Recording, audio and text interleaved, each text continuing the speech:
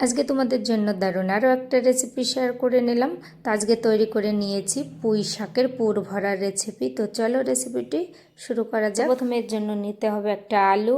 তো তোমরা তোমাদের পরিমাণ অনুযায়ী নিয়ে নেবে। আমি এখানে একটা আলু দিয়েই তৈরি করে নেবো। এদিকে আলুটাকে ধুয়ে পরিষ্কার করে কেটে জল দিয়ে নুন দিয়ে সেদ্ধ করতে বসিয়ে দিয়েছি।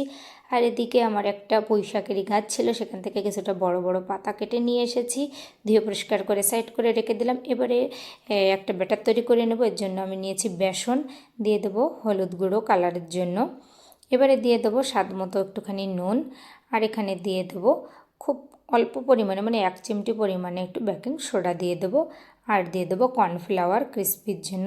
তোমরা এখানে কর্নফ্লাওয়ারের পরিবর্তে চালের গুঁড়োটা দিতে পারো। তো এখানে আমি কর্নফ্লাওয়ার দিয়ে দিলাম 1 চামচের মতো, দিয়ে এবারে শুকনো উপকরণগুলো একটুখানি মিশিয়ে নিলাম। দিয়ে দেবো একটুখানি লঙ্কা গুঁড়ো আর একটু জিরে গুঁড়ো ও ধনে গুঁড়ো দিয়ে খুব অল্প করে মশলা দিয়ে দিলাম, আর দিয়ে দিলাম একটুখানি গোটা জিরে। এতে করে কিন্তু ফ্লেভারটা খুবই ভালো আসবে। এবারে অল্প জল দিয়ে পাতলা একটা ব্যাটার তৈরি করে নেব, মানে খুব পাতলা হবে না আবার খুব গাঢ়ও হবে না। এই দেখো একটু এরকম টাইপের থাকবে, মানে যাতে ব্যাটারটা লেগে থাকে পাতার গায়ে। তো এদিকে দেখো আলুটা সেদ্ধ হয়ে গেছে মনে হয়। হ্যাঁ, আলুটা সেদ্ধ হয়ে গেছে। এবারে আলুটাকে জলটা ঝরিয়ে নেব। এদিকে প্যানের মধ্যে এবারে আলুর আমি একটা পুর তৈরি করে নেব। তো দেখো প্রথমে একটু সর্ষের তেল দিয়ে দিলাম,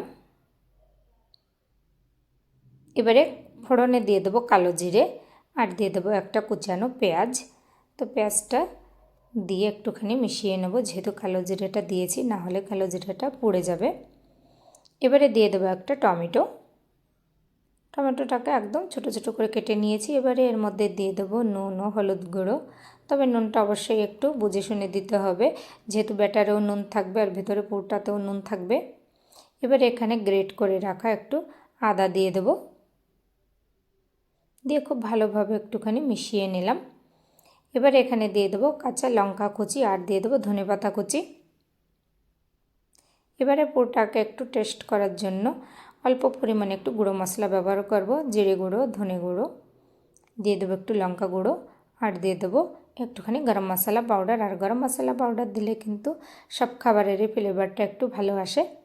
আর পুরটাকে কিন্তু খুব সুন্দরভাবে একটুখানি ফ্লেভারটা ভালো করার জন্য মশলাগুলো দিয়ে নিলাম। তোমরা চাইলে স্কিপ করতে পারো। আর মশলা ছাড়া কিন্তু কোনো পুরই বেশি ভালো লাগে না খেতে। তো যাই হোক, এবারে কিন্তু ম্যাশার দিয়ে খুব ভালো করে ম্যাশ করে নেব। তোমরা চাইলে আলুটাকে ঠান্ডা করে হাত দিয়েও মেখে দিতে পারো। তো যাই খুব গরম ছিল তাই ম্যাশার দিয়ে ম্যাশ করে নিলাম। আর এই সময় অবশ্যই নুনটা একটু টেস্ট করে দেখবে। তো যাই হোক, আমার এই নুনটা লাগেনি।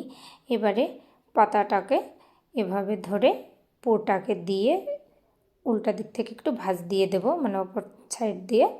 তো দেখে এভাবে ভাঁজ দিয়ে এখন এভাবে রাখছি। এরপরে কিন্তু এর মাঝ বরাবর শুধু জাস্ট আর একটু ভাঁজ দিয়ে ব্যাটারে ডুবিয়ে ভেজে নেব। আবার এভাবেও সরাসরি তোমরা ভেজে নিতে পারো, তা সেক্ষেত্রে একটু তেলটা বেশি লাগতে পারে।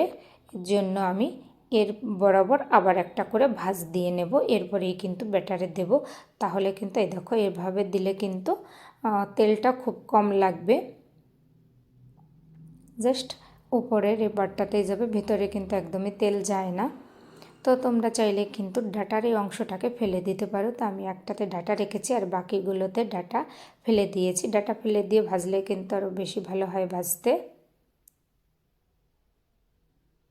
তো দেখো একইভাবে কিন্তু আমি প্রত্যেকটা এভাবেই ভেজে নেব। তো তোমাদের কাছে কেমন লাগলো আজকের এই ভিডিওটি? পুর ভরা পুঁই শাকের পকোড়া।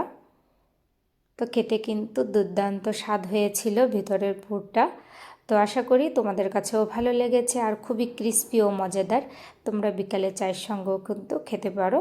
তো সবাই ভালো থেকো, সুস্থ থেকো, আর রেসিপিটি ভালো লাগলে অবশ্যই চ্যানেলটিকে সাবস্ক্রাইব করে পাশে থেকো।